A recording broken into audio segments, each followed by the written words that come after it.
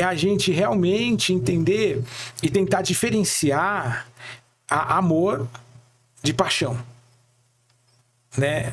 Porque quando a gente começa a se apaixonar pelo outro, a se apaixonar pelo processo, a gente tende a agir de forma emocional.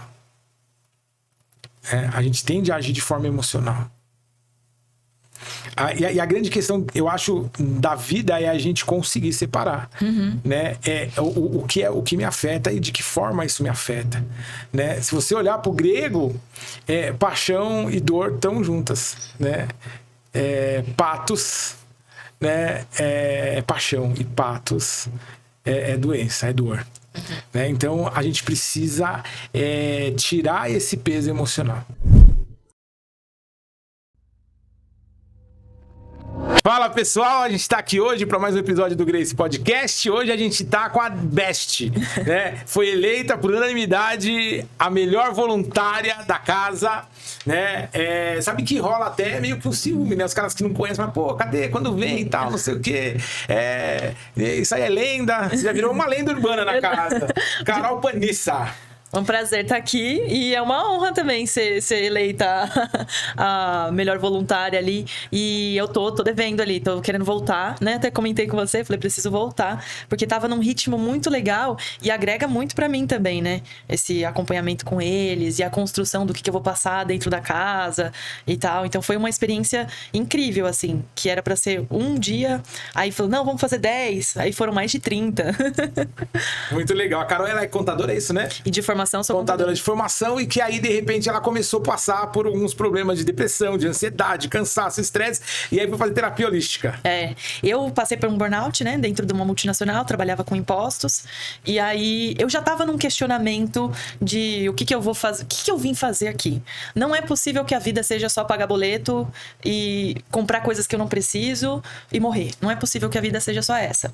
E eu já vinha questionando e via aquele diazão acontecendo, e eu falava, não é possível, eu não canto, não danço, não interpreto. O que eu vim fazer aqui, né? Deve ter alguma coisa. Então eu comecei com esse questionamento já e já fazia a psicoterapia convencional, até que eu comecei a ter uma chefe abusiva.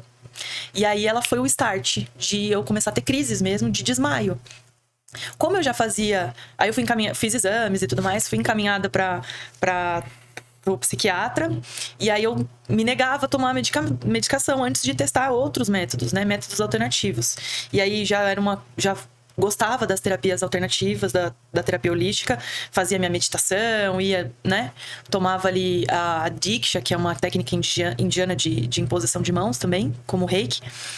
E aí eu encontrei as barras de Axis, que é a técnica que hoje eu mais gosto, inclusive. É uma técnica presencial. Hoje eu tenho até substituta para ela, né? Para isso, mas nada substitui. Que são pontos ali que você conecta de um lado para o outro, e por isso que chama barras de Axis, de acesso à consciência, e como se fosse eletrodos na sua cabeça. Então, em vez de usar energia elétrica, você usa a energia da mão. E comecei a fazer essa técnica. Fiz o curso para trocar terapia, mas não foi na intenção de trabalhar com a técnica e sim trocar, porque era caro na época uma sessão. E eu falava, qualquer coisa que eu preciso de muitas sessões. Porque eu realmente estava num estado emocional terrível, assim. De eu ir trabalhar, eu chegava no trem assim, pensava, e se eu pular? Acho que não vai fazer falta pra ninguém, né? E aí eu falei, não, eu preciso fazer algo porque realmente tô no meu limite. Comecei a fazer e não percebi quando eu parei de desmaiar, quando aquelas sensações do domingo, aquela síndrome do domingo à noite, ai meu Deus, eu tenho que trabalhar, e se eu não for? Eu comecei a assumir essa sensação, assim. Eu percebi que essa sensação diminuiu e aí comecei a aplicar em todo mundo, assim. No vizinho, né? Mãe, no tio, na tia. Até então mundo. Você só tinha passado pelo processo. Isso, eu fiz o curso pra trocar. Pra trocar. Então eu aprendi também a questão da mudança de mentalidade de algumas coisas que a gente tem, né? E o que esse processo das barras ele propõe é que você volte cada vez mais a ser você. Porque ao longo da vida a gente vai acumulando pensamentos, sentimentos, emoções que vão construindo ali pequenos traumas, medos, e você vai virando um adulto cheio, todo travado, né? Então a gente que impede também da gente dar passos, acreditar. É lógico, tem um medo, uma segurança ali entre o medo seguro medo, e o medo que começa a te limitar.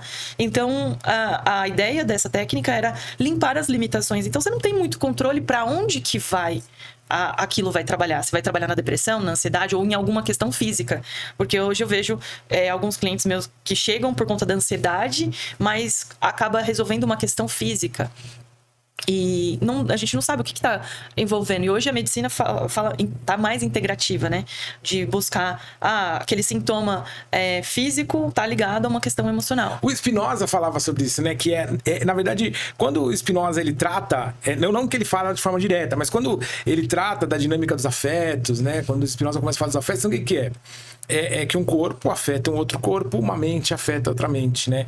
Então, o afeto, ele parte de uma relação, né, equilibrada ou não, entre corpo e mente. Sim. Platão já pensava nisso lá atrás, quando ele fala do mundo das ideias e do mundo sensível. Eu acho que o trauma acontece quando você traz essa questão do equilíbrio, porque eu acho que o trauma, os dramas, eles acontecem justamente quando acontece essa dissociação da mente e do corpo. Então, chega um momento na nossa vida que a nossa mente fica fixada num determinado ponto ali, num determinado drama, e o corpo vai seguindo. Né? E é isso que vai causando as doenças. Né? 95% das doenças são psicossomáticas. Sim, total. E aí eu consigo enxergar isso claramente. Tem algumas literaturas que hoje eu uso pro trabalho terapêutico que faz até essa associação. Olha, causa possível de joelho, a pessoa inflexível. Mas é um acidente que aconteceu jogando bola. Tem muita gente que sofre um acidente de carro e não sofre nenhum arranhão. Aquela parte do corpo já está afetada pelo emocional, já está fragilizada, só esperando que algo externo aconteça para vir essa questão à tona. Tem um livro que também ele fala doença como caminho. Você trazer aquela questão da doença para descobrir quais são as suas questões emocionais, o que você precisa aprender e lidar com aquilo emocionalmente para a cura vir integral, né? Não que dispensa a alopatia ou a medicina tradicional, mas para você integrar todas essas coisas. E aí, quando eu comecei a ver isso, trabalhar com isso e ver resultados, principalmente na minha tia. Tem uma tia que tem fibromialgia, né? A depressão causa fibromialgia causa depressão. Ninguém sabe quem que veio antes, né? E ela ficava sem dor por um bom tempo, assim, quando eu aplicava a técnica nela. E aí foi o start, que eu falei, caramba, minha mão faz isso? Não é possível, eu não tô usando medicamento, não tô conversando com ela, porque tem isso, né? Tem muita gente que tem essa questão com a terapia. Eu não vou pra terapia porque eu não quero falar de mim. E essa é uma alternativa incrível, né? Porque a pessoa deita lá e não fala nada pra mim. Não precisa falar. O corpo, a energia ali vai no cérebro dela, vai encontrar o caminho do que precisa ser trabalhado primeiro. Porque se ela não quiser falar nada, ela não precisa me falar. E aí ela vai encontrando por si só ali essa autocura. Porque é uma autocura, o próprio corpo se cura. Eu acho que isso tem muito a ver. A energia, ela é algo que é real mesmo, né? A Bíblia, ela trata muito sobre essa energia das mãos, né? Tanto que tem um texto na Bíblia que fala assim, que orientava as pessoas a não imporem as mãos, não colocarem as mãos sobre outra pessoa precipitadamente. Se não houver uma intenção positiva. Não só na questão da intenção positiva, mas na questão da reação também. Sim. Né? A pessoa tá aberta ali. Então existe realmente essa questão, eu acho que metafísica, né? Mas eu acho que existe também a questão, meio que a gente pode dizer, sei lá, neuronal, onde quando a pessoa ela aceita o tratamento, isso. Ela se coloca ali, então ela mesmo vai se auto-induzindo a achar o caminho. Exatamente. E é uma coisa que eu aprendi na prática, né? Depois que eu comecei a me autocurar. E nossa, que técnica maravilhosa. Eu queria que todo mundo experimentasse e eu ficava meio que forçando. A pessoa, não, faz.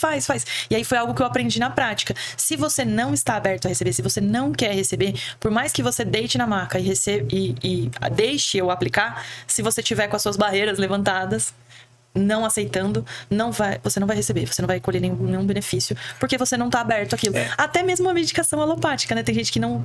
eu tomo remédio, eu tenho um cliente que era assim. Carol, eu tomo remédio aqui, mas nada resolve a minha ansiedade.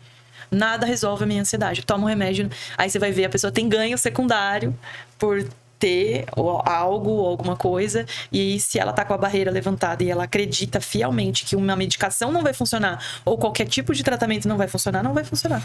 Existem até algumas pesquisas com vários tipos de medicamento, onde principalmente medicamentos psiquiátricos, que as respostas positivas, muitas vezes elas se dão mais naquele grupo de pessoas que usou placebo do que na que efetivamente usou a medicação. Sim, porque ela tá aberta para receber. E porque quando você está usando a medicação, existe uma reação imediata. E essa reação, ela não é, às vezes, uma reação boa. Né? São aqueles efeitos colaterais. Então, que já tá a pessoa não quer. No caso do placebo, não tem isso. Então, só que cada vez que a pessoa toma, ela vai condicionando, né? E o que leva a gente a acreditar e entender, né? Interpretar que tudo tá na mente. Sim. Tudo é mental, né? Tudo você... desde do adoecimento, quanto também a sua autocura. Então, se você consegue entender isso e trazer mecanismos para ter efetivamente essa autocura, você tem sucesso. E é muito difícil também a gente acessar coisas inconscientes, né? Eu acho que a gente vive uma dessensibilidade. Quando a gente olha para a antiguidade, como as pessoas se relacionavam até com o corpo e tal, na Bíblia tem um texto, eu não vou lembrar agora onde está, mas que Davi, eu acho que é um salmo de Davi, aonde ele fala que ele não está bem emocionalmente, né? Tipo, estou atormentado na minha alma, algo assim. E aí ele fala, eu sinto pontadas nos rins. Então, ele começa a perceber que porque ele tá com algum dilema que ele não consegue resolver emocionalmente, aquilo tá afetando o físico dele, o organismo dele, né? E então, essa sensibilidade, ela foi sendo perdida ao longo do tempo, né? Infelizmente, a gente vive hoje uma relação deformada com a ciência, aonde a ciência é a nova religião. Que exclui tudo que não for comprovado. Daquele... Sim, e você vê que isso aí é até um pensamento contrário à ciência. Nikola Tesla falava, né? A gente começar a estudar os fenômenos não físicos, vamos fazer mais evolução em uma década do que em um século. Não, mas o próprio processo, o que é ciência, né? É você testar, não é? Para comprovar ou negar. Então, na verdade, a gente está sempre experimentando, né? Não existe, né, na ciência uma comprovação rasa. Então, são necessários anos de pesquisas, de teste, de implementação. De teses e antíteses, até que a gente consiga ter uma validação. Né? Então, e hoje não. Hoje, por exemplo, eu vou pegar um exemplo bem contemporâneo que assim é um ambiente meio que propício. A vacina da cocaína. Estão fazendo tanta movimentação positiva, existe um positivismo tão grande. Só que, por exemplo, se a gente olhar para Freud já falava que a abstinência é um dos piores caminhos para a cura da dependência. Então, a gente consegue, por exemplo, essa vacina, ela está sendo estudada aí há 2 anos, menos que isso um pouco. Né? E a gente consegue ter resultados positivos no tratamento entre 2 até 3 anos sem uso de vacina. O problema são os desdobramentos que vão vir depois. Né? Porque o que acontece? A gente tem que partir do princípio que a pessoa que ela é dependente, ela é compulsiva. Que ela usa uma substância estimulante, como a cocaína ou o crack, e ela vai criando receptores disso. Mas fora isso tem a compulsão, tem a dependência afetiva. Aí o que vai fazer? Essa substância ela vai entrar lá nos glóbulos, nas células da cocaína lá e tal, e ela vai impedir o barato nos receptores, né? Ela vai impedir, então o cara não vai sentir prazer, mas não vai ter efeito. Mas e a compulsão? Ele vai tentar buscar, ele pode buscar até novos mecanismos, né? Ele pode buscar até no fim de tudo. Quando ele não achar. Então, percebe que não é uma vacina que pode mudar a situação. É a escolha. Porque no final de tudo, eu percebo que desde casos mais difíceis a casos mais simples, tudo é uma questão de escolhas, né? Dentro dos meus clientes, né? Eu não chamo de paciente, chamo de clientes, do processo terapêutico alternativo. E tem pessoas assim que você fala, não, isso aqui tá muito difícil. Essa situação aqui tá muito difícil. Acredito nem que não seja pra mim, eu tenho que te mandar pra outra pessoa. E a pessoa insiste, e quando ela escolhe, ela consegue aquele resultado e aquele benefício que ela quer, porque é a escolha da pessoa melhorar. E a hora que você encontra mecanismos ali também de hackear a sua própria mente e independente de qual seja a questão que você tá querendo cuidar, você consegue. Então, pra mim, quando eu me encontrei nesse mundo e vi o resultado em mim e nas outras pessoas, e rápido, né? De uma maneira muito rápida, eu comecei a ficar muito fascinada por esse assunto e por isso. E gera isso em mim, né? Que eu falo que até mesmo o voluntariado, eu falo que não é uma causa... Eu falei, eu acho que a causa é mais egoísta, porque ela faz bem mais pra mim do que pro próximo. Eu já não tô mais indo pelo próximo. Eu já estou indo porque isso me gera uma... Uau! Olha só o que dá pra fazer com isso, né? Então, até o processo terapêutico começou a me gerar isso. Nossa... O quanto que eu posso ser contribuição na vida dessa pessoa. Enquanto eu estava atrás de uma planilha e legislação, eu não era. Contribuição para quem? Para os franceses lá, que eu nem conhecia, nem sabiam quem era Carolina Panissa. Então, quando eu comecei a ter esse contato com o individual e ser instrumento daquela escolha, porque a pessoa escolheu melhorar alguma área da vida ou alguma questão dela. E aí eu entro como um instrumento, então, tipo, segurando o banquinho da bicicleta dela, né? Que eu gosto muito de usar esse exemplo E caramba, aí eu tenho um sentido pra minha existência, que é o que eu entrei lá, né? Falando, não canto, não danço, não interpreto. O que eu vim fazer aqui? Né? Então, eu encontrei o sentido pra minha existência nesse trabalho terapêutico. E... eu falo que não tem plano B pra mim. Eu vou viver das terapias e vai ter ajuste da vela do meu barquinho. Né? Já deu errado, já deu ruim em alguns momentos e eu só recalculei a rota, mas eu não saí disso. Por quê? Eu já tive num lugar onde eu tinha as minhas contas pagas, a minha rotina e tudo que a sociedade diz que é o correto você viver, né? Os tem que da sociedade. E aí, quando eu encontrei algo que faz sentido pra minha vida, isso é o meu tem que. Eu tenho que fazer isso. Eu não me vejo fazendo outra coisa. Por que você fez contabilidade? Fui no tem que. Eu trabalhava... com 17 anos eu fui pro banco, no crédito consignado, numa empresa terceirizada. E aí vi aquela oportunidade de ser contratada, efetivada no banco. Faz uma faculdade. Aí fiz 6 meses de administração, detestei.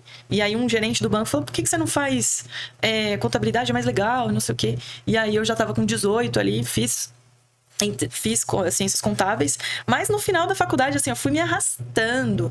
Eu não era mais aquilo que eu queria fazer. E aí eu morava no interior, fiz o último ano de faculdade aqui em São Paulo. E aí quando mudei pra cá, eu fui trabalhar em loja de imóveis planejado, com vendas, com contato com o público e tudo mais.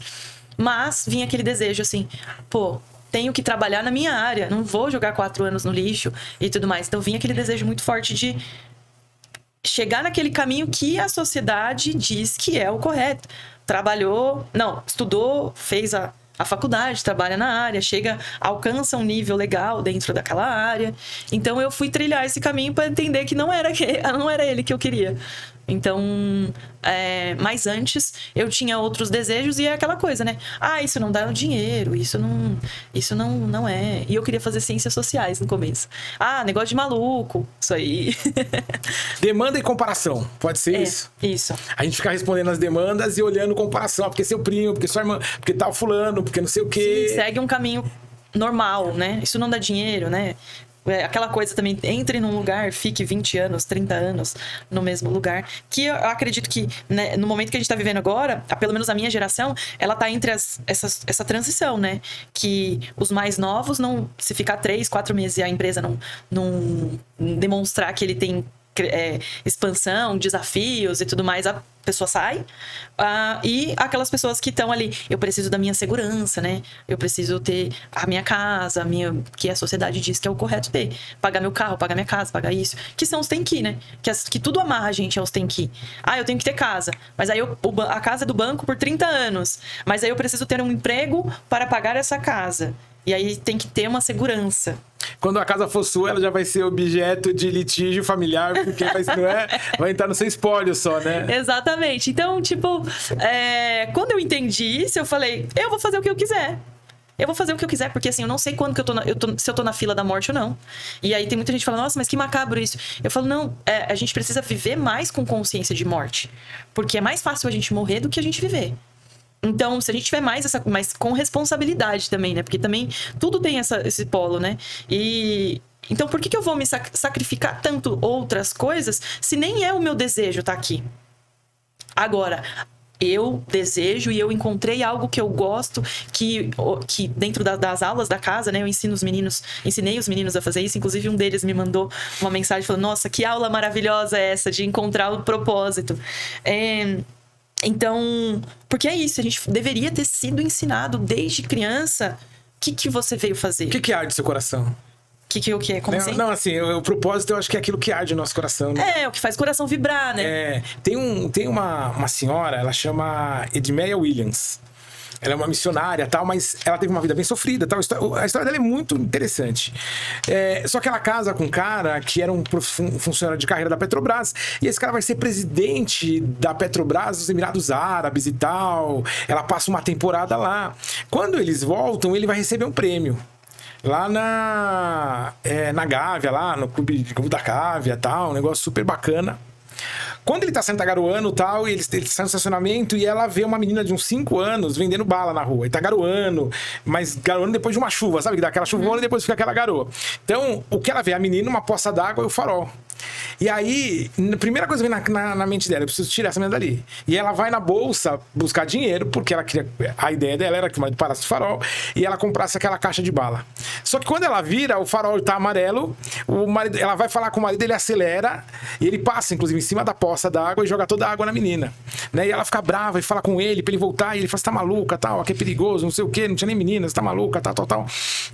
Ela inconformada, ela acorda de manhã e ela vai atrás dessa menina. E ela passa o dia inteiro rodando ali atrás dessa menina, perguntando na praia, perguntando nas portarias, tal, se alguém viu alguma menina com aquelas características. Final, assim, aí logo no comecinho da tarde, ela fala com o porteiro e ele fala pra ela assim: olha, eu não vi essa menina, mas ali naquele morro tem várias meninas dessa. E aí ela sobe o morro de Santa Teresa e começa a procurar e sobe, desce e tal. Quando chega já no finalzinho da noite, comecinho da noite, desculpa, ela dobra o joelho no chão e ela fala: Deus, ou você me dá esse morro ou me leva embora agora. E dali surge um dos maiores projetos sociais do Rio de Janeiro. Então, é isso. O propósito, eu acho que é aquilo que arde o coração. Que, cara, eu não consigo viver se não for pra isso. Sim. O que eu encontrei foi exatamente isso. Eu consegui fazer as pessoas sentirem a mesma coisa que eu. Que é encontrar algo que faz o seu... Porque o propósito contagia, né? Porque encontrarem... Você parar de viver como um escravo daquilo que dizem que é o certo você viver... E você começar a viver aquilo que você ama. Então, fazer as pessoas encontrarem propósito ou encontrarem alegria em modos mais leves de viver aquilo, a realidade delas mesmo. Porque muita gente tem essa noção de linha de chegada, parece. Quando eu terminar a faculdade, eu vou ser feliz. Quando eu me casar, eu vou ser feliz. Quando eu entrar na empresa X, eu vou ser feliz. Passar no concurso X, eu vou ser feliz. E a linha de chegada da vida é a morte. A gente tá vivendo todos os dias. Todos os dias você precisa encontrar por que levantar da cama e por que eu sou feliz hoje. E uma maneira leve de viver isso. Eu tô vivendo essa realidade hoje, não sou inteiramente feliz. Mas como você pode fazer com que o seu dia a dia seja leve e seja um dia incrível de você viver, entendeu? Uma pergunta filosófica aqui pra você. Você acha que cada ciclo de sono é uma morte? Porque se a gente tiver essa perspectiva, então eu tô vivendo cada dia um único dia. Uhum. Sim. Porque todo dia eu vou nascer de novo.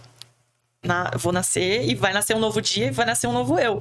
Mesmo porque também a gente muda todos os dias. A gente muda a cada 5 minutos.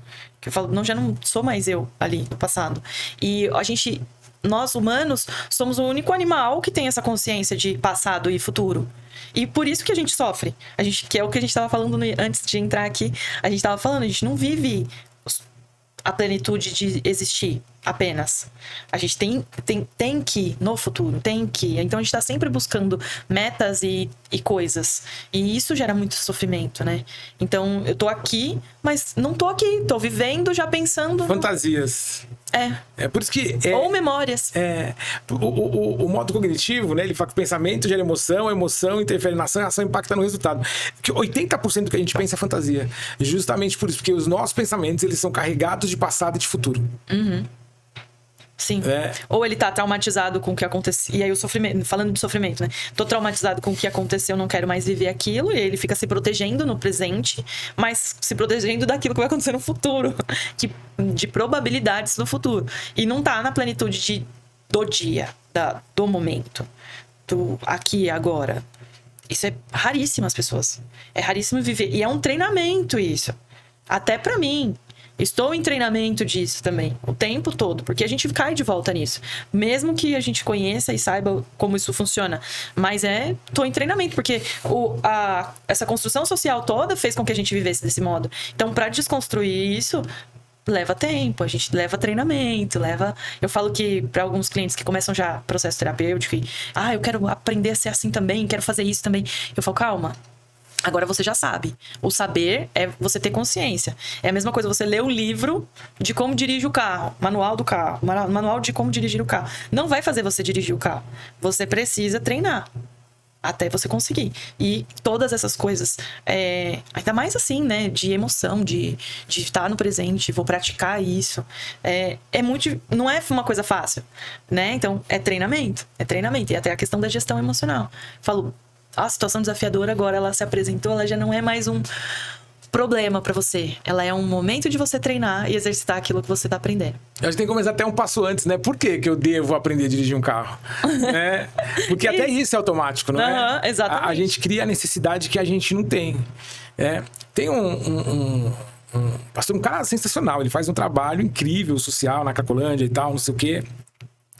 E aí eu questionei, ele ficou até meio bravo comigo, depois ele começou a pensar que ele tem um projeto que ele acha incrível, que é fazer hamburgada para um pessoal lá do sertão uma vez por ano. E aí eu falei para ele, cara, mas por que você vai levar uma necessidade que eles não têm? Não é? Sim. Porque se eu não tenho o hambúrguer, se eu nunca experimentei o hambúrguer, se eu não tenho essa demanda, eu não sinto falta. Então, você percebe que às vezes a gente tem uma intenção extremamente boa, mas para criar um resultado totalmente negativo, porque eu vou gerar uma necessidade que ninguém tem. Né? E aí depois, como que eu vou fazer para construir isso? Para fazer com que essas demandas elas sejam supridas? Né? Percebe? É aquela questão que você falou lá atrás, né? Eu faço voluntariado, e eu comecei a perceber que era mais por mim do que pelo outro, né? A gente tem 5 motivações, e uma delas é a caridade, porque a caridade, primeiro, ela torna a nossa vida menos miserável. Sim. Quando eu vejo a miséria do outro, eu falo, opa, eu até que tô bem. Eu coloco numa régua que eu crio, né? E dentro dessa régua que eu estabeleço, eu até tô bem. E a outra, né, é uma sublimação, né? Porque Deus, porque o universo, porque Allah, porque Buda me abençoou, eu posso abençoar. E na verdade, quando eu tô criando isso, não é nem sobre o Buda, o Allah e o Deus, mas é sobre o Deus que habita em mim, né? Tipo assim... É um superpoder, né? É uma forma de eu falar que eu sou reconhecido. Sim. Né? Então, eu tô num nível acima, né? Eu tô sendo reconhecido por alguém que é superior. Então, se eu tô sendo reconhecido por alguém que é superior, eu sou superior também, né? Então, essa ideia, ela faz com que a gente exerça a caridade. Né? Agora aí existe o exercício da caridade, que aí é o que você traz depois, que é o evangelho, né? O que é o evangelho? O evangelho são boas novas. A palavra evangelho significa boas novas. Então, essa caridade, quando ela parte de algo que eu falei, caramba, isso foi tão bom pra mim, mas tão bom, e hoje eu tô tão satisfeito, tão íntegro, eu tô tão sem necessidade, que aí eu começo a olhar pro outro e falar, cara, eu quero que o outro sinta isso que eu tô sentindo. Sim. Exatamente. Né? E aí, uma das coisas que eu entendi do voluntariado também era isso. E era uma resposta, né? Que pra muita gente começou, nossa, mas... Porque teve uma fase que eu fiquei a doida do voluntariado, né? Então, participava de 2 projetos na semana, aí ia pra casa e no domingo ia pra aldeia dar aula de alfabetização e reforço pros jovens e alfabetização pros adultos, né? E aí eu falei, nossa, eu tô ocupando mais tempo da minha vida com o voluntariado do que tudo. E aí muita gente vinha me questionar, por que você tá fazendo isso que você tá fazendo, né? E aí começou até, inclusive, esse da alfabetização ter de sábado, numa ocupação no centro. Então, realmente, minha agenda tava assim, voluntariado. E é exatamente isso que você falou. Eu gostaria que, e essa era a minha resposta, eu gostaria que as pessoas tivessem a mesma oportunidade que eu tenho. Então, me doía muito. Eu estou onde eu estou porque eu tive condição de estudar, eu leio. Como que faz uma pessoa que não lê? Ela não tem a mesma oportunidade que eu, ela não pode ter a mesma oportunidade que eu. Então, eu vou fazer isso chegar nela. Porque como que ela vai encontrar essa plenitude, né, algo que ela gosta de fazer, ou viver uma vida plena, ou encontrar ali prazeres, né? Se ela não tem o básico. Entende? Então, era muito sobre isso, eu gostaria que as pessoas tivessem a mesma oportunidade que eu. Enquanto uma pessoa tá doente, enquanto ela não tem moradia, enquanto ela não tem, né? Eu digo doente também como a dependência química. Enquanto ela tá ali, ela não tem a mesma condição que eu. Entende? Tô no meu lugar de privilégio de tudo. Então, como eu posso contribuir também, já que eu tenho possibilidade e já estou nesse lugar? Como que eu faço para essas pessoas chegarem também? Mesmo que um pouquinho de condição que eu dou para alguém ali, ela já... Imagina se todo mundo tivesse também nessa... né? E no final das contas, independente da profissão, eu entendi isso também. Independente da profissão que você está exercendo, você está sempre servindo. Sim. É quando a gente tem esse entendimento do propósito, né? Porque quando eu falei, depois a gente começou a entrar em outros assuntos, do porquê da contabilidade e tal, é porque eu acredito que existem muitos contadores por propósito. Sim, que gostam. E não só que gostam, mas que naquilo eles estão de alguma forma servindo e tendo uma coisa que a gente pode chamar de fator uau. Uhum. Que as pessoas se inspiram, que as pessoas se motivam, que as pessoas ficam melhores a partir daquilo que ele executa, né? Sim. Uma vez uma pessoa perguntou para Lutero como que ele podia fazer para servir melhor a igreja, servir melhor a cidade e tal. Mas, na verdade, perguntando assim, poxa, será que eu devo ser um pastor? Será que eu devo ser algo, sabe? Uhum. E aí, Lutero olhou pra ele e falou, o que você sabe? O que você faz? Qual é a sua profissão? Uhum. E ele falou, sou sapateiro. E aí, Lutero respondeu, então faça bons sapatos e venda por um preço justo. Sim, é isso, servir o mundo, né? Com os seus dons e os seus talentos. Sim. E esse questionamento que eu vinha antes de encontrar ali, era isso. Eu não amo fazer o que eu faço e eu não sei por que eu tô fazendo aqui. Eu até gostava ali um pouco daquela sensação de usar ali a minha inteligência pra vamos recuperar crédito aqui, vamos fazer isso ali, tanana. Mas não tinha assim, eu aprendi, eu encontrei um jeito de gostar daquilo. Eu construí aquilo que eu gostava, né? Construí na minha mente que aquilo me gerava prazer, mas não gerava.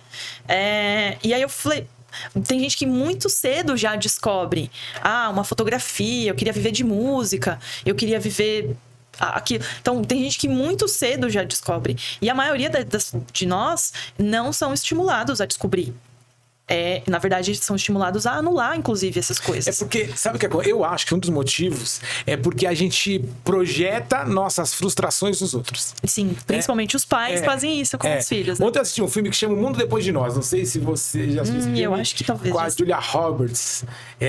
Decidem de última hora a família para um passeio de férias no interior de Nova York, e aí começa a acontecer várias coisas e tal, mas ela começa falando que ela tá com aquela vontade de sair de férias, de ir pro meio do mato, porque ela odeia pessoas.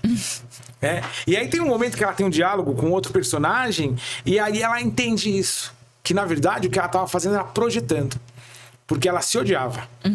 Na verdade, ela odiava quem ela tinha se tornado. Mas como é muito difícil a gente ter esse olhar, né, pra dentro de nós, então ela começou a odiar as pessoas, porque o que ela odiava nas pessoas era aquilo que ela via dela no outro. Ressoava nela. Então, e aí ela fala, eu odeio pessoas, mas o que ela odiava era aquilo que, na verdade... Então, eu acho que a gente, até na questão voltando do voluntariado, você falou, poxa, eu fazia todo o tempo e tal, e aí tem pessoas que acabam entrando numa questão, e aí você traz isso, porque eu entendi agora, e aí depois eu comecei a ajustar o meu tempo, né? Mas existem pessoas que entram, por exemplo, hoje tem a cultura da maratona de séries, né? A pessoa, ela não quer assistir uma série, ela tem que assistir tudo num dia. né? Ela tem que fazer tudo num dia, tal, que é essa coisa performance, né? E eu acho que aí é um pouco também que enquanto eu tô cheio de atividades, Eu não preciso olhar pra minha vida. eu tô com um monte de atividade no trabalho, um monte de atividade na sociedade, ou com voluntário, ou com igreja, ou com o que quer que seja. E aí, quando eu tenho um tempo livre, eu preciso me maratonar a série, maratonar não sei o quê, porque aí eu não preciso ter esse tempo meu comigo mesmo. Né? Exatamente, eu vejo muito isso de fases da minha vida onde eu não queria estar comigo porque era dolorido estar eu. E hoje em dia eu tenho muito isso. Inclusive, é uma das coisas que eu até falo. Nossa, eu gosto tanto de estar sozinha. Eu amo contato social, amo interagir com as pessoas, mas assim, um dos maiores prazeres que eu tenho hoje é ficar sozinha, é estar comigo. Então, e aí é esse lugar que a gente tem que buscar, porque eu vou estar comigo pro resto da minha vida. Sim. Se eu não me suportar, como que vai ser essa existência? Eu tava fazendo uma sessão hoje, sabe, Cá? E uma pessoa que tá numa questão complicada, conjugal, familiar e tal, e ela, não sei se eu vou ficar mais perto, não sei se eu vou pra mais longe. E aí eu falei, cara, a primeira coisa, antes de você pensar no seu ambiente geográfico, você tem que pensar no seu ambiente emocional. Porque você vai carregar o seu ambiente emocional por qualquer ambiente que você for. Então, às vezes, a pessoa, ela coloca, por exemplo, a igreja como um fim, a caridade como um fim, né? A profissão como um fim. E ela nunca vai ter satisfação. Porque eu acho que tudo isso é um meio para que eu possa viver a jornada, para que eu possa me conhecer, para que eu possa... Porque, sabe, a gente vive entre o real e o ideal, né? O Freud falava do ego ideal e o ego real. O Winnicott depois fala que é o falso self e o self real. Então, entre o meu eu e o meu ideal de eu acho que tem o eu possível, né? E o que a gente não consegue é olhar para essas possibilidades, né? E viver essas possibilidades, né? Se não dá certo, tudo bem, vamos realinhar. Vamos né? ajustar a vela do barquinho. Porque a gente às vezes traz muito peso e aí é muito difícil a gente dar. Eu queria lembrar, eu queria saber como que você recebeu isso, né? Lá na casa você tinha as aulas de gestão emocional e tal, e aí para tentar trazer de forma lúdica, uma forma deles trazendo os dramas deles, você criou um festival de talentos, né? E aí teve o que foi fazer stand-up, teve não sei o quê, e um deles quis interpretar uma música que ele tinha escrito. Né? E a música era uma história de um cachorro. Não, aquele dia foi muito marcante porque teve muita revelação de coisas deles através daquele festival. Inclusive, contando uma piada, um deles abriu uma insatisfação com uma outra pessoa da casa. E esse da música falou do cachorro, né? Que aí a gente teve essa interpretação do que ele estava falando sobre a vida dele, né? Na verdade, foi até um pouco depois que tinha uma outra voluntária que estava fazendo o atendimento analítico dele, e quando essa pessoa assistiu o show e viu ele cantando, ela associou. Né, ela ligou e falou, cara, é a vida dele, né? E ele está se colocando como cachorro. Sim. Então, o que acontece? Eu falo muito da gente elevar a nossa vibração, né? Falo muito disso nos processos terapêuticos, nas minhas redes sociais. E o que é isso? Existe uma escala que foi feita pela escala Hawkins, eu não sei se você já viu isso, que é da vibração ali. O medo vibra muito baixo, a vergonha vibra muito baixo, culpa, várias emoções que estão lá embaixo nessa escala. E o que vibra mais alto?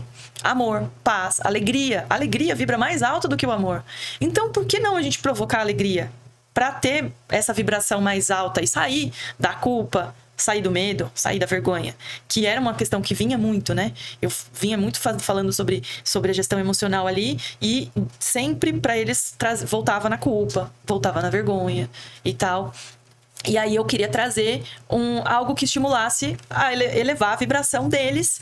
E falei, então vamos fazer um show de talentos aqui. Na próxima semana eu quero que vocês tragam uma música ou uma piada. Vamos contar piada, vamos elevar. Porque eu falei, vamos elevar a vibração através de música, através de falar de coisas boas, engraçadas, pra gente rir, né? Vamos rir eleva muito. E eles também tinham uma questão de timidez comigo. Eu acho que era uma das primeiras, eu acho que 5 ou 6 encontros ali. E aí eu queria destravar eles também para eu poder ter mais interação com eles e saber mais material que eu poderia levar para contribuir com todos.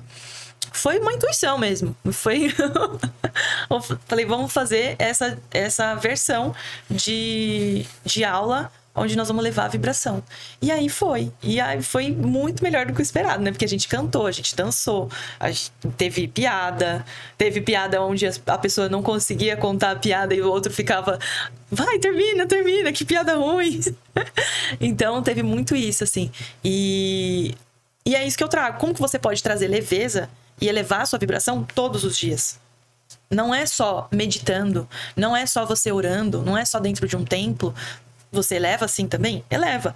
Mas como você pode encontrar coisas no seu dia a dia que não vai te tomar tempo, mas você vai encontrar momentos ali pra rir, pra elevar, pra... Por quê? Notícia vibra muito baixo, você vai ficar ali falando de fofoca, de problemas, de reclamação. E é uma coisa que eu via muito dentro da casa, né? Eles ficavam ali na reclamação. E aí, é isso. Tá vivendo uma situação desafiadora já. E quando você fica clamando, né? Reclamando mais disso, é mais disso que você vai ficar olhando e vai perceber, né? E é isso. Trouxe a elevação da vibração pra eles naquele dia. Foi muito legal. Isso é bacana, né? Porque você sabe que, assim, na verdade, é muito difícil, né? Entre esse imaginário, que são os pensamentos, pro real. Eu acho que até a timidez, ela parte disso. Porque a timidez, ela parte da ideia de como que eu vou, a partir do momento que eu trazer essa construção de pensamentos pra fora. Como o mundo vai reagir? Como eu vou lidar com isso? Porque enquanto tá aqui, tá no mundo das ideias. Né? Mas e qual vai ser a reação? E isso parte, né, de uma dialética, assim, reativa, né? Porque a gente... o que eu acho que tem a maior dificuldade, eu acho, que hoje nos relacionamentos é a ação. Eu acho que é um pouco disso que eu falei lá atrás, que a gente não relaciona mais sujeito-sujeito, mas sujeito-objeto.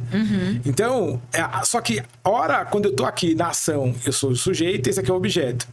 Mas quando muda o jogo, aí vira objeto e sujeito, né? Eu acho que isso é um pouco fruto de uma dinâmica narcísica que a gente tem, né? E no final tudo é julgamento, né? Eu julgo que vão julgar isso dessa maneira. Então eu vou ficar recolhido, porque aí fica só na minha ideia aqui, eu não corro o risco de ser julgado errado. E nas relações também fica aquela coisa, né? Mas ele vai ser assim comigo, não vou falar isso. Então a pessoa não recua, pisa em ovos pra não ter aquele tipo de reação que às vezes tá só na mente dela. Ela nem viveu, mas ela acha que não vou fazer pra não causar essa reação. Lógico, tem probabilidades, mas tudo tá nessa coisa do julgar. Eu me julgo, então eu acho que tá todo mundo me julgando. Então eu julgo os outros. E na verdade acho que é sobre exposição, né? Porque as pessoas têm medo da exposição. E da vulnerabilidade. Né? Porque precisa manter a integridade desse ideal de eu. Acho que esse é o grande dilema hoje da sociedade, né? A gente foi perdendo, a gente foi se perdendo, a gente foi se fragmentando. Então, olha só, porque em algum momento houve uma deformação do conceito de família. Né? E aí uma deformação da ideia de paternidade para a ideia de patriarcado. Então, por exemplo, a gente pega conceitos, né, de patriarcado dentro de situações históricas, mas a gente esquece que o comum, né, o afegão médio, ele não vivia isso, as relações eram mais simples, né? E aí a gente começa a querer criar um novo padrão. E aí começa a ter uma fragmentação social da família. E a família, na verdade, ela é o primeiro núcleo social do indivíduo. É a partir da família que ele vai se constituir como um indivíduo e que ele vai ser lançado na sociedade. Então, se eu não tenho isso, o que começa a acontecer? Eu começo a tentar achar uma tribo para mim. Porque tem a questão do pertencimento. A gente tem essa coisa pré-histórica de que se eu não pertenço a um grupo, eu vou correr risco de vida. Eu não tenho algo para me proteger, então eu tenho que pertencer a algo. Pertencer à família, pertencer à igreja, ou à comunidade, ou o trabalho. Eu tenho que pertencer. Inclusive, é um dos padrões que eu percebo que quando a pessoa se isola muito, ela já não tá mais... né? Depressão, tá ligado muito a isso. Tipo, tá se isolando demais, não quer pertencer mais, não quer mais existir. Então, essa coisa a gente sempre fica buscando o pertencimento. E aí, o desagradar o outro, então rola esse medo, né? Se eu desagradar o outro, eu corro o risco de não pertencer a esse grupo. Sim. Se eu não pertencer, eu sou desprotegido, inconscientemente eu acho que eu vou morrer. Mas você entende? É que assim, ó, o Aristóteles, ele traz essa ideia, né? Que o ser humano é um animal político. Quando ele fala isso, o que ele tá querendo dizer é que o ser humano, ele é relacional. Né? Porque o político era o cidadão. Era aquele que exercia uma função ativa na sociedade, na dinâmica da polis lá. Né? Então, nós somos seres relacionais. Né? A grande questão é quando a gente começa a tentar achar o problema no outro, eu acho. Eu penso dessa forma, porque o que acontece é que chegou um momento, eu acho que na história, que ser família se tornou um peso. Mas por quê? Porque começava a haver uma codependência.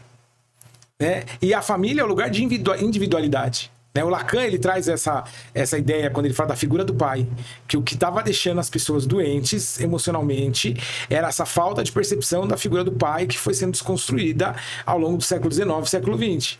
Né? E Lacan entendia que essa figura do pai, não necessariamente o pai, mas a figura do pai era a que fazia com que a pessoa conseguisse se enxergar como indivíduo e criasse uma ponte para a sociedade. A questão, eu acho que hoje não é nem de querer o pertencimento, mas a pessoa querer ter essa codependência. Eu dependo do outro. Né? E aí eu fico tentando ir de grupo em grupo, de massa em massa. E aí, pensando até de uma forma crítica social, de alguma forma existem poderes hoje que forçam, de alguma forma, estabelecem de forma cultural esse padrão a partir da polarização. Você tem que pertencer a um grupo. E aí você começa a migrar. Ou você é isso, ou você é aquilo. E se você é isso, é bom. Se você não é isso, você não é bom. Então, eu não quero ser... Não é só que eu tenho que estar num núcleo, mas esse núcleo não pode ser um núcleo não bom. Não pode ser o que eu julgo que é o errado ou que é o ruim. Ou o que é pré-estabelecido como errado, né? E aí eu vou me perdendo dentro de mim mesmo. Porque se eu não consigo... Por exemplo, na Alemanha teve uma manifestação, e olha só, bastante gente, que estavam manifestando pelo direito de se casarem com os pets. Não sei se você viu isso. Não. Então você percebe, porque cada vez mais eu vou querer estar próximo de um grupo que me agrade como eu. E aí eu vou criando essa relação de codependência. Porque percebe que quando a gente fala no voluntariado, vamos voltar lá no voluntariado. Quando a gente fala de caridade, nesse sentido de a parte da caridade, eu torno minha vida menos miserável, eu me sinto abençoado. O que eu tô tendo? Uma relação de codependência. Porque o que acontece é que aquela pessoa que está sendo ajudada, ela começa também a criar um arquétipo, um personagem para satisfazer o desejo da outra pessoa ali. Sim. Né? Então você está criando aquela relação de caridade e voluntariado, uma relação de codependência. Né? E essas relações, elas vão sendo relações codependentes, sejam de movimentos sociais, sejam de movimentos religiosos. E familiar, isso acontece demais, né? Eu tenho que ser esse personagem para o outro ser aquele outro personagem que cuida, ou que salva, que faz. Então, e essa codependência, ela vem da falta. Eu acho que hoje existe essa escassez. Né? Sempre que a gente olha para a escassez. A gente tá sempre em falta de alguma coisa. Porque a gente foi treinado a olhar só pro negativo, pro que falta. Tá sempre faltando algo, tá sempre uma meta a ser atingida. E a gente não consegue olhar pra nossa vida e falar, tá tudo bem, tá tudo certo. Porque somos seres desejantes, mas a gente tem que encontrar o equilíbrio disso. Entre eu desejo mais e... já tá tudo aqui, tudo já foi dado pra mim e a partir disso eu desejo mais, mas eu não faço disso um sofrimento, uma busca incansável, entende? E até que ponto você acha que as ideias do Adorno, por exemplo, Theodor Adorno e o pessoal lá da Escola de Frankfurt, elas fazem sentido para isso que a gente está construindo aqui agora, né? Que é a sociedade do consumo, a cultura do consumo, né? Até que ponto você acha que essa cultura do consumo ela vem criando essa escassez? Porque para você vender algo, você tem que criar uma necessidade. E é isso que essa sociedade está fazendo com a gente. Está criando necessidades. Necessito isso, necessito aquilo outro. E a moda mostra muito isso, né? Em certo momento... pra você estar dentro da moda, aquilo ali é o socialmente... Então você vai ver aquilo em todo lugar. E aí você não tem, eu tenho necessidade daquilo. E aí eu vou e fico buscando consumo daquilo. E hoje tem se criado a necessidade de conhecimento. Nossa, eu quero ser um pouquinho mais como o Maurício. Como que ele sabe todos esses autores? Eu vou comprar um curso então de filosofia. Eu vou estudar mais. Eu preciso estudar, eu preciso ler, eu preciso me informar. Hoje as pessoas estão consumindo mais coisas que não são materiais, né? Conhecimento. E aí, qual que é o limite, né? Porque até você falando sobre os seus clientes e as pessoas que você ajuda de forma voluntária e que você inspira, aonde está o limite da gente inspirar e motivar e a gente massificar uma legião de cópias? A gente exatamente isso. Também dá essa autonomia e esse entendimento de que é um desperdício da sua vida você vir aqui ser outra pessoa senão você. Você veio único e você veio com coisas muito especiais e específicas em você. E até muita gente fala, eu tenho um defeito. Eu falo, defeito pra quem? Pra quem te julga que é um defeito ou você tá julgando que você quer melhorar isso? Eu falo que eu não tenho defeito, são efeitos especiais na minha personalidade. Enquanto eu sofria muito com essa coisa do Carol não tem foco, Carol é distraída, eu sofria muito enquanto eu julgava que eu precisava ser alguma coisa diferente daquilo que eu era. Quando eu parei de julgar que isso é uma coisa ruim, eu tenho um superpoder de entrar no meu mundo e ninguém me tirar. Eu tenho um superpoder de ignorar coisas que eu não quero gastar meu HD. Não é todo mundo que tem esse superpoder. Então, quando eu paro de olhar como eu deveria ser e como eu sou, e olha que legal que eu sou, e olhar para os aspectos... Porque tudo é a mesma coisa, só que vibra em polos diferentes. Então, você é uma pessoa muito teimosa, mas eu também posso ser uma pessoa muito persistente.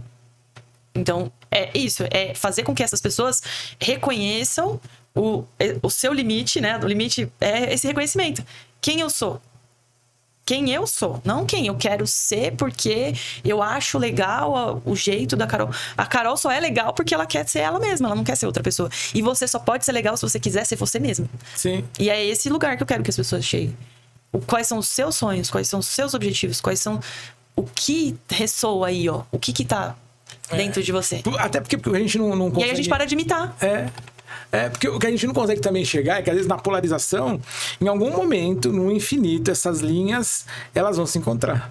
Uhum. Não é? Sim. E é até uma reflexão que eu já vi, né? Se o ócio é o princípio de todos os vícios, ele pode ser também, né, a essência de todas as virtudes. Porque vocês estão tão polarizados, onde começa um, termina um, começa o outro.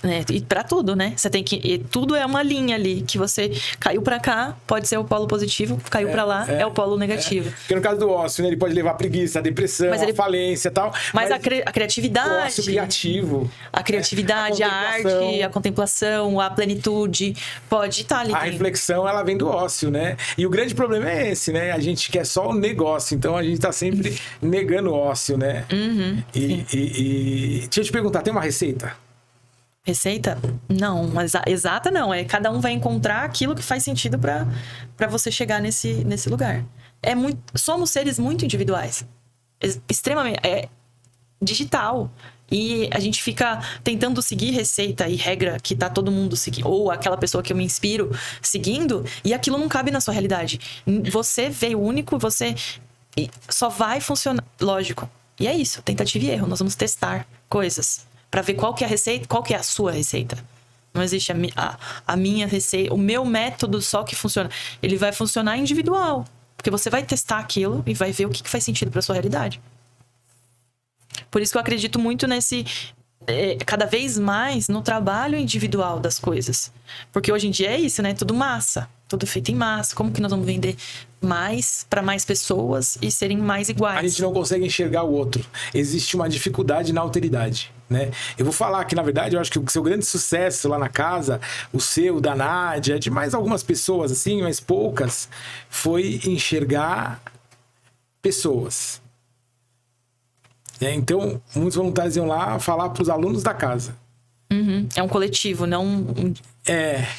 E aí, na verdade, aonde você está falando de um grupo, você está falando de pessoas que são invisíveis. Né? E aí, acho que você, a Nádia, conseguiram enxergar o outro. E trabalhar o outro, e tocar o coração do outro.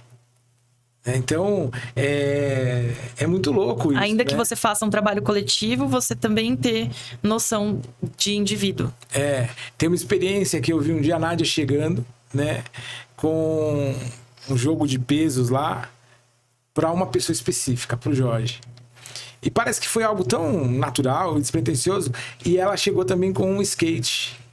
Não, o skate foi do Lucas? Vicente. Ah, do Vicente? E aí o que acontece? Você tem vários transtornos mentais e tal, mas principalmente o Jorge, aquilo mudou. Porque o Jorge era fechado nele mesmo, era um cara que estava sempre na esquiva, era um cara que estava sempre ele contra o mundo, mas um gesto ali fez ele quebrar aquilo. Né? Ele quebrar. E boa parte do sucesso hoje que o Jorge vem tendo nesse processo dele, eu acho que é fruto desse gesto. Sabe? É fruto desse movimento. Sabe? E você tinha muito isso de realmente enxergar pessoas e tocar pessoas.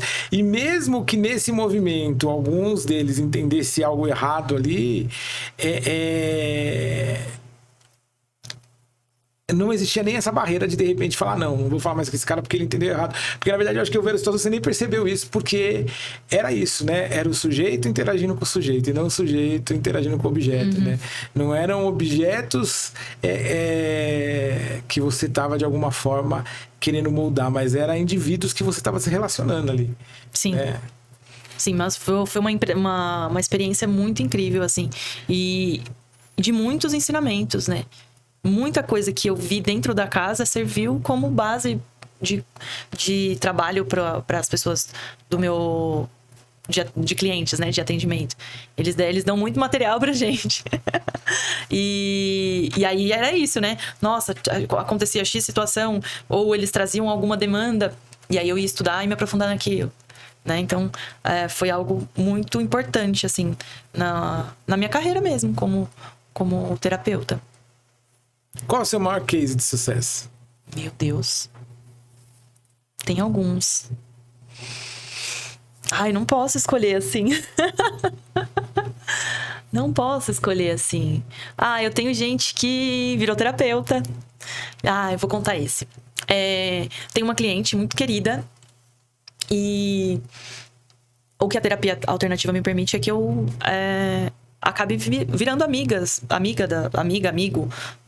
dos meus clientes, né?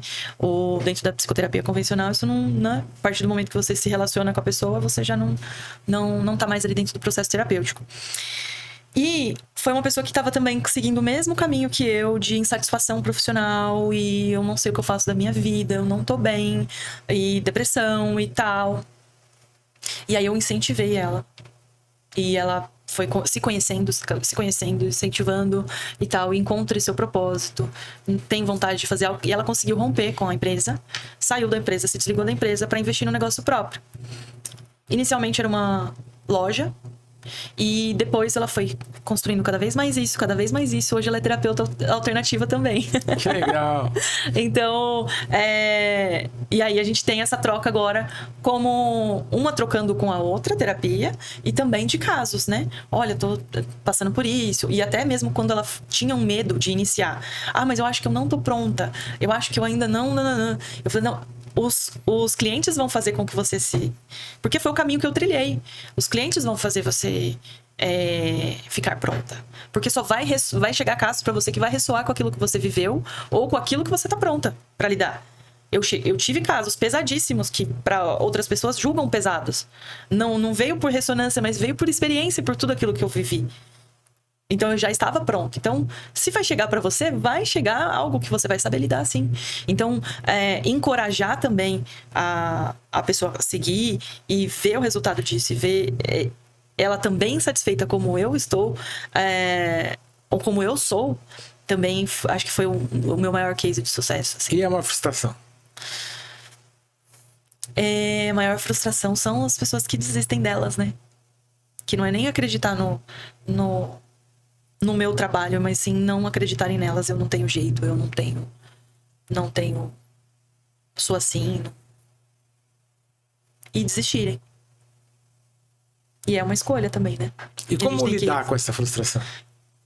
A gente tem que entender que não dá pra salvar todo mundo. Pode fazer uma pergunta bem pessoal nesse sentido? Ei, meu Deus. Eu vou falar o nome de uma pessoa, eu queria que você falasse pra mim quais são os seus sentimentos, emoções e como foi todo o processo. Pedro. Eu sabia que você ia falar disso. Foi bem difícil. Ainda dói. Ainda dói. Então, era uma pessoa que era muito grata, tinha muito contato comigo. Até mesmo depois que ele saiu da casa, ele sempre... Neguinha, gratidão tudo que você fez e tudo que você ajuda. E aí a gente chega a acreditar que realmente tá seguindo o caminho.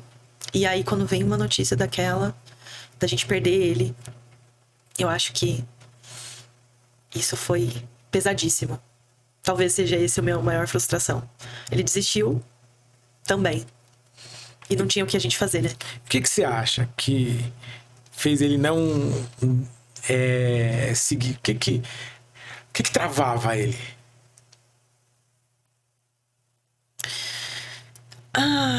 Eu acho que ele se escondia atrás de um personagem muito feliz e muito tô bem. E a família, eu acho que ele tinha algumas frustrações dele atingir expectativas da família. E aí o fato dele não conseguir atingir, por fora estou ótimo, maravilhoso. E ali escondia muita dor e que ele não conseguia passar isso pra gente, né? Criou uma persona. Ele criou um personagem muito alegre, muito feliz. Estou bem, não preciso de cuidados. E havia uma frustração muito grande por não atingir as expectativas da família, de relacionamento também, né? Era uma pessoa que buscava muito a aprovação do outro. Então, se relacionar também pra ele era algo importante, né? Tanto que ele usava as minhas palestras para chavecar os contatinhos. Ele acabava de sair, acabava a aula assim, ele mandando um áudio. Então, você tem que se amar em primeiro lugar. Ele decorava, ele anotava. Mas não conseguia e usar, e não aplicava pra ele. Incorporar. Sim. E, enfim, acho que provavelmente tenha sido a maior frustração, que é isso, né? Você chegar a perder alguém dentro desse processo. E como foi pra você? Eu tenho uma... Eu venho construindo as minhas questões com as frustrações, eu venho construindo não criando expectativas. Eu não tenho expectativas nem em mim e nem no outro, né? Se alguém me perguntar o que eu posso esperar... Maurício, o que eu posso esperar de você? A minha resposta sempre vai ser se frustrar, né? Garanto que eu não vou atingir suas expectativas. Nunca. E eu procuro não ter expectativas, sabe? Porque são... no fundo, o que a gente faz, né? É ser o caminho, mostrar caminhos, mostrar possibilidades. E às vezes existem situações onde... porque sabe qual que eu acho o maior problema? É que a maioria das pessoas, elas querem mudança. E quando você quer mudança, geralmente você não quer. O primeiro ponto, eu acho, é a gente construir a ideia que eu preciso querer. Primeiro, sair da minha zona de conforto, sair daquilo que é mais fácil, né? No caso do dependente químico, eu acho que a grande questão é que a dependência é o caminho mais fácil. Porque não deu certo, eu me cedo. Eu vou entregar. Tá difícil, eu me cedo. É a maneira de desistir. E aí eu vou criando situações onde que todo mundo cria, né? Mas eu tenho... eu vou voltar nessa ideia desse... E é um treinamento, né, pastor? É um treinamento. De não criar expectativa, porque a gente quer muito aqui. É a gente realmente entender e tentar diferenciar amor de paixão, né? Porque quando a gente começa a se apaixonar pelo outro, a se apaixonar pelo processo, a gente tende a agir de forma emocional. A gente tende a agir de forma emocional. E a grande questão, eu acho, da vida é a gente conseguir separar, né? O que me afeta e de que forma isso me afeta, né? Se você olhar para o grego, paixão e dor estão juntas, né? patos, né, é paixão, e patos é doença, é dor. Né? Então, a gente precisa tirar esse peso emocional. E esse peso emocional, assim, ele só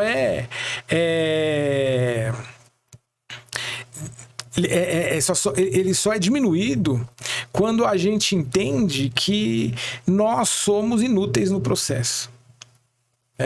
Então, eu faço mentoria para líderes e tal, e eu sempre trago isso e aprendi com um mentor meu, que eu preciso ser um líder inútil no processo. A única forma de eu ter um sucesso como líder é eu ser um líder inútil. Tudo é você que vai fazer. A única chance de eu ter sucesso como terapeuta é eu ser um terapeuta inútil. Você vai encontrar os seus caminhos e que faz sentido. O princípio da água, né? A gente precisa ser como água, né? A água, ela não tem cor, ela não tem cheiro e ela se dissipa. Mas sem água não existe vida. Eu acho que é esse o caminho. E é um caminho muito difícil. Porque o grande problema é que a gente lida com a vaidade o tempo inteiro. A gente lida com a cobiça o tempo inteiro. Uma vez, eu estava assistindo um podcast e eu vi um cara trouxe um insight incrível, né?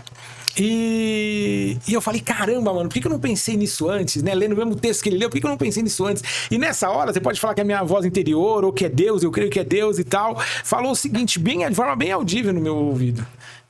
Como você é um cara invejoso.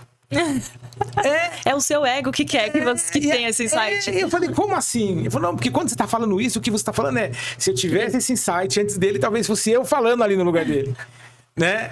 E a gente sempre, né? O nosso pior inimigo somos nós mesmos. Sim. Né? Eu entendo que é isso. No final de tudo, o que importa é a gente... Teve outros casos de pessoas que morreram lá tal, depois do processo. Eu fui no enterro de fiz o sepultamento de um deles. E uma coisa que eu acho que é importante é que nesse relacionamento sujeito-sujeito, a gente está sempre debitando e creditando, debitando e creditando, debitando e creditando. E eu acho que no final de tudo, o que a gente precisa ter é a percepção que zerou a conta. Fez um inventário e não tem dívida e nem crédito, zerou. Eu tenho agora estudado mais, né, sobre os princípios estoicos e tentado aplicar mais inclusive para mim, né, estou em treinamento, e isso que você falou de não quero gerar expectativa e não quero ter expectativa, é muito estoico isso, e eu acredito muito na filosofia como base de tudo da terapia, né, hoje. Então tudo que veio de terapia veio de filosofia. Tudo. E, inclusive, barras de axis que eu falei aqui no início, o princípio da mudança de mentalidade é a gente fazer os pedidos, não mais como uma afirmação, eu quero isso, porque quero gera escassez, e sim como ou o quê? Que é muito filosófico, é por perguntas. Sim. Eu vou pedir a maiêutica de Sócrates, né? Exatamente. O Freud, se você olhar como nasce a psicanálise, né? Freud é um neurologista e tá no meio, dirigindo ali um hospício e tentando entender e tal, e aí ele escreve um artigo, né? É ali que nasce a psicanálise, né? E esse artigo chama Mal-Estar na Cultura, que depois os tradutores acharam melhor mudar para o Mal-Estar na Sociedade. É um artigo filosófico. Então, e aí até ele no set analítico e tendo um monte de ideia e elaborações sobre o processo, e como que ele ia explicar para as pessoas que eram leigas? Porque ele precisava que a psicanálise ela fosse entendida por qualquer pessoa. Não só por um técnico, por um médico, mas por qualquer pessoa. Como que ele ia fazer? Princípio filosófico. Ele foi do mito pro logos. Né? Como nasce a filosofia, né? O desejo do homem sai do mito e pro logos. Então ele pega a mitologia e ele cria os complexos para tentar explicar as patologias e trazer, né, a pessoa para a razão. Totalmente filosofia, né? E quando você olha, se você olhar, por exemplo, Spinoza, o próprio Maquiavel, eles trazem questões da psique mesmo. Como que eu vou me entender, né? Como ser. É o conhecimento, é essa razão. Né? É trazer essa razão e construir isso, sabe? Eu acho muito a forma com que a Bíblia é enxergada de forma tão pobre. A Bíblia sabe que a coisa que mais me encantou na psicanálise e que depois da psicanálise me fez decidir fazer filosofia foi realmente eu começar a enxergar a Bíblia inteira ali. Por mais que a gente fale até que Freud era um cara que era ateu e tal, mas ele foi criado numa tradição judaico-cristã, né? Judaica, principalmente. Então, talvez muitas coisas que ele vai trazendo ali de forma inconsciente surgiram de leituras que ele fez da Torá e tal, porque se você olhar para a Bíblia, por exemplo, Deus e Jesus, quando eles se relacionam com o homem, a 95% dos diálogos são questionamentos.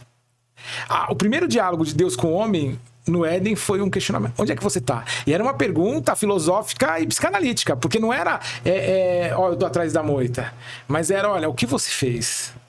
Né? Olha a consequência disso. Por quê? Você está onde você tá onde você achou que ele está se você fizesse o que você fez? Sabe? A ideia depois do segundo diálogo é uma pergunta também. Deus fala para Caim: por que você está assim? Ele está chamando Caim para uma reflexão, para uma elaboração. Né? Depois ele fala: o seu desejo vai ser contra você. Não o desejo de matar Abel, não. Mas essa ansiedade, essa sensação de escassez. Por que é o desejo? O desejo é a vontade reprimida. Né? E a vontade, ela vem da escassez. Né? Então sempre esses questionamentos, eles vão realmente construindo quem eu sou. Se antes de qualquer ação, qualquer decisão, eu me perguntar o porquê dessa ação, porquê dessa... É aquela conversa lá do começo. Por quê? Né? Não é se eu vou ler o manual ou se eu vou ir para a autoescola, mas por que eu preciso dirigir? Né? Por que eu preciso disso? Né? Então, se a gente tivesse mais esse questionamento, né? E isso é uma coisa que é natural do homem, mas que ele vai perdendo porque vai sendo reprimido. E vai criando o quê? Desejos nele, né? Necessidades. Você pega uma criança, por que isso? Por que aquilo? Por que aquilo? Só que a gente reprime. Não, para de perguntar. Para de perguntar, não. E se a gente respondesse essas perguntas com outras perguntas? Aí expandir mais ainda a mente da criança. A gente ia criar um debate, criar sínteses, criar ideias, que ia construir um indivíduo. Essa coisa, porque a gente vai se inibindo e aí a gente não se dá a experimentar as possibilidades. É isso. Muito sobre o que eu acredito também. É isso. E aí? Você quer deixar um recado? Acho que não. Acho que me sigam nas redes sociais, né? Fala aí, quais são suas redes sociais? Minha rede social lá, o Instagram é Carolina Panissa. Pode olhar ali, ó. Que ali. Carolina Panissa. Tudo junto, sem ponto, sem nada, Carolina com C, Panissa, Panissa. Me sigam lá, o conteúdo é leve, falo de terapia, mostro meu dia a dia, mostro minha vida, tudo aquilo que eu aplico no meu dia a dia, vida real, né? Não tem essa fantasia. Você é massagista também? Eu trabalho com a massoterapia também, como um caminho. Massoterapia. Isso. A massoterapia eu trabalho só com o shiatsu, que é uma técnica japonesa, baseada na medicina chinesa, que trabalha pontos de acupuntura, né? Os meridianos, através de pressão. Então, lá é uma das técnicas também terapêuticas bem completas, porque vai mexer no físico, que é aqueles pontos que a gente falou no início, né? De dor, doença, que tá ligado com o emocional. Então, os chineses ali, eles traziam muito essa coisa da acupuntura para liberar o fluxo energético. Então, quando eu toco aquele ponto, quando eu mexo ali naquela dor física, também vou trabalhar pontos emocionais e também vai regular órgãos e tudo mais, e funcionamento do meu corpo físico, mas também a questão emocional. Então, não é só uma massagem, é uma terapia, uma forma de terapia. Então, é a única que eu trabalho, que é o shiatsu. Aquela quick massagem também, que é um shiatsu compacto, né? Um pocket shiatsu. Mas a base é essa. É bom pra quê? É bom pra quem treina, é bom pra quem treina. É bom pra quem não faz nada, é bom pra quem não faz nada. Inclusive, as pessoas, às vezes, saem da sessão... que ela não é uma massagem leve, né? Não leva creme nem nada. Então, é uma coisa pesada, por pressão. Então, tem gente que no dia seguinte sente dores musculares. Eu tô com uma dor que parece que eu treinei.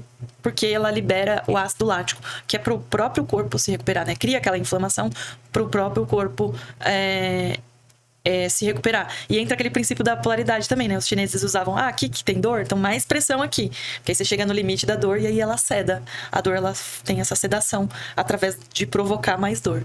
Então, por isso que às vezes a gente fica meio doloridinho, mas tomou água, liberou o ácido lático, é como se fosse volta ao treino, você fica totalmente recuperado ali. E benefício disso é você ter aumento de imunidade, melhora a sua questão emocional, física, mental, emocional, tudo. Já fiz e recomendo. Não sei se você lembra, quando eu fiz, até te falei que eu tava com minha disposição digestiva, tava meio com a barriga inchada, e eu fiz e... Zerou, tô precisando fazer de novo, inclusive, precisa marcar. É isso aí, pessoal. Obrigado, cara. Gratidão pelo convite, adorei. Foi muito legal. Obrigado pra vocês que estão assistindo. Se vocês quiserem seguir a gente também, @Instituto pra quem precisa, @SouEuMal. Muito obrigado ao Gui da Sala 116. Precisa gerar conteúdo, quer alugar um espaço, um estúdio, @Chinen_Godoy. Daqui a pouco vai sair o site dele também, tá? É só entrar lá no Instagram e falar com ele. Obrigado, pessoal. Valeu. Gratidão. Beijo, Até cara. a próxima.